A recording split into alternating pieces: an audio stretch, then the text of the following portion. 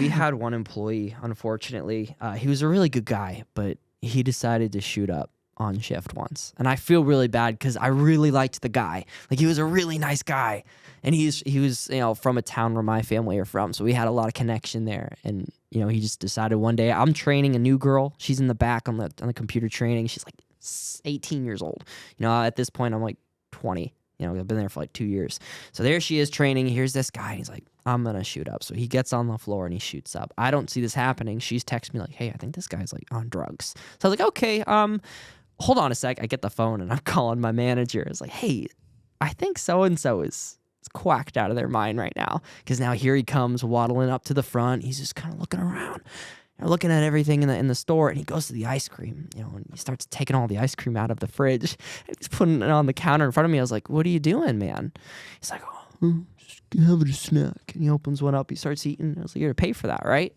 He's like, what? No, not what? No, I don't have to. And he starts, looking off into the distance. Now he's falling over, and he's falling into the lottery box, and I'm thinking, dude, what's going on? Like, I've never dealt with a guy who's literally high at the moment, and I'm trying to like pick him up and hope no customers come in, and I'm cleaning everything up and trying to get him to stand up. And then I was like, hey man, why don't you go sit down in the back? And I told the girl to come sit up front, and thankfully my buddy, my hero, he shows up, the kid who got me the job. He and another friend of ours, they came to visit me on shift. I was like, okay, friend number one, I need you to get behind the register, clock in, and handle it while I handle this. He's like, okay, got it. I was like, friend number two, you gotta go because it's about to go down. I don't know what's happening. He's like, okay, we'll check up on you later. It's like, great, love you, bye. So my friend left, and then my other buddy, he got behind the register, clocked in, started handling things beautifully. And I called my manager, like, all right, what do you want me to do? And she's like, all right,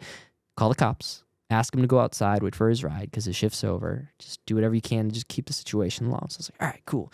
So now I'm out in the back, and here's the guy digging through the trash. I don't know what he's doing. He's just digging through the trash under the desk in the office, and it's like, hey man, what are you doing? He's like, oh, looking for something. It's like, all right. And I look in his hand, he had a needle. He had like the full syringe in his hand. I was like, oh no. So I'm like, here, man, why don't I just gently put my hand on his back. I was like, why don't you let me take that? And I took it out of his hand. He didn't fight. I don't even think he noticed that I took it. Mm-hmm. And I just put it in my back pocket. It's like, all right, man, why don't you get your things and wait for your ride outside? All right, man.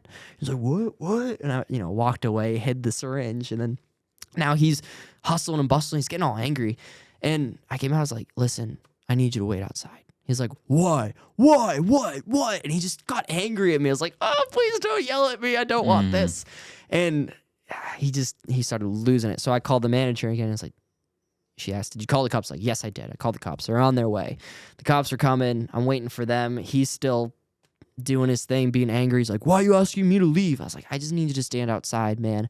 And he just started cussing at me, swearing at me. He's like, why? You have no reason. I was like, my lid just flew right off at that moment. I was like, listen, you just shot up in front of an 18-year-old. You're stealing things from the counter. You're trying to eat ice cream. I don't know why you're just grabbing ice cream. You need to go outside right now. You just need to get out. And he's looking at me like, I didn't shoot up. I was like, what was the syringe I took from your hand? He's like, those are my uncle's. He's a diabetic. It's like, all right, cool. No worries, man. You know what? Just go wait outside. And then he finally went outside, came back in, started thinking that I stole his backpack, which he left to the right of the counter. He finally finds it, and then he's now looking for his phone. I don't know what he's doing, and he starts emptying his pockets. I noticed he had an odd amount of cigarettes in his pocket, which I thought was weird, and I didn't put it together to the next morning, and I'll get to that. And he's got a knife on him. He's got all this crap that he's just laying out on the desk. I was like, I'm gonna die. He's gonna stab me. Like, this is what's gonna happen. This is it. I died trying to rescue my gas station. This is great. But again, he's staring at me the whole time while he's looking for his phone. I was like, you're supposed to be looking down if you're gonna be looking for your phone. But he calmed down, grabbed his stuff. He went outside, and just as his ride picked him up, the cops pulled in, stopped him. So the last I saw is that he left and the cops let him go, and I talked to the cops. They took my statement, and then they came back the next morning. So I gave them the syringe the next morning, but then I found in the back, in the closet, he had left a bag of more syringes and a ton of cigarettes that he was stealing from the back room. All of it was like from our, I noticed I did a recount. I was like, he was actually stealing. Wow. He had all these packs of cigarettes in the back. It's like, dude, we gave you a job. Like, I was part of, interviewing you. I was, man, you were great. And then why? No. And I get it. Like, people mess up. It is what it is. But I felt so bad because when we gave him his last check, like, we heard he spent a night in jail or whatever.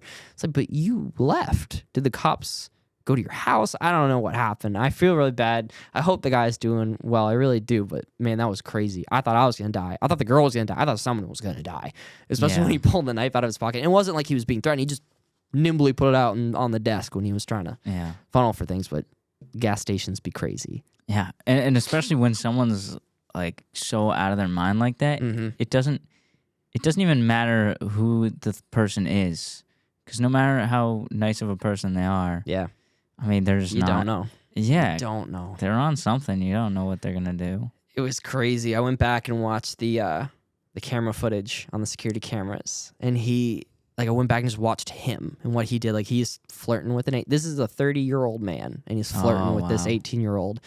And then he ends up he kept going into that back room, that closet where he left his bag. He came out and just awkwardly, right next to the desk, just lies down on the ground. I think that's when he started shooting up, because he just kneeled down and went forward. And he's out for like 10 minutes. And that's when he started getting all crazy. But it was, wow.